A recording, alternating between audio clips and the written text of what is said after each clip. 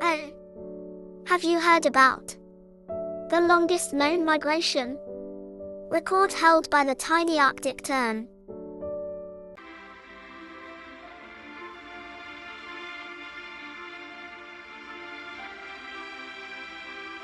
Papa calls this bird the champion of the sun, but its real name is the Arctic tern. Even though it's tiny, like only as heavy as a deck of cards, it's the bravest traveler in the whole wide world. The bird that never sees the dark. Can you believe it? These birds love the sunshine so much that they fly from the very top of the world all the way to the bottom and back every single year. Because they follow the summer from the North Pole to the South Pole, they see more daylight than anyone else on Earth. Papa says if you added up all their trips in their life, it's like flying to the moon and back 3 times. They even sleep while they're flying over the big, blue ocean. How do they not fall down? They have special wings that let them glide on the wind like paper planes. The dread and the fishy flowers. There's a spooky thing they do. Usually, a big group of them is super noisy. Squawk, squawk.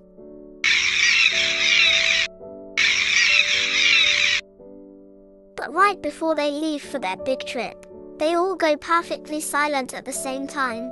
Papa calls it the dread. It's like they're all holding their breath before the big jump. And when they want to get married, the boy bird doesn't bring the girl flowers. He goes fishing. He flies around with a little silver fish in his beak.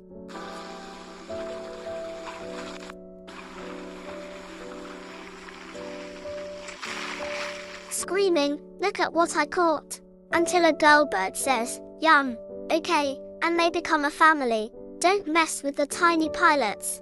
Even though they are small, they are fierce. They make their nests right on the ground in the sand, so they have to be tough. If a big polar bear or a person gets too close, they will dive and peck their heads. They are so scary that other nice birds hide near them like a protective umbrella.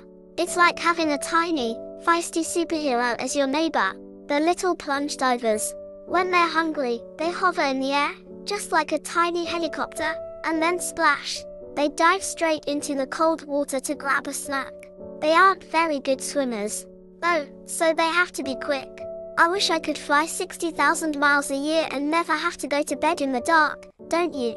Oh, Papa told me about their nests too. Even though they travel millions of miles, they don't build a big, fancy house. Instead, they make a simple scrape right on the ground in the sand or gravel, the hidden hollow. The mama and papa bird find a little dent in the ground or scratch one out themselves with their feet. It's so simple, just a shallow bowl about 2 centimeters deep. They don't use much to line it, maybe just a few bits of grass, some pebbles, or even little pieces of shell they find nearby. Papa says they like open concepts, so they can see any predators coming from a mile away. Magic camouflage. The coolest part is how the eggs look. They are olive or brown with dark spots, which makes them look exactly like the rocks and sand around them. You could walk right past a nest and never even know it was there. But you shouldn't get too close, because that's when the dive pecking starts. A neighborhood of grumpy heroes. Because Arctic terns are such fierce protectors of their little ground nests. Other birds like eider ducks often build their nests right next to the terns. It's like the terns are the neighborhood watch. They chase away the foxes and gulls, which keeps everyone's babies safe.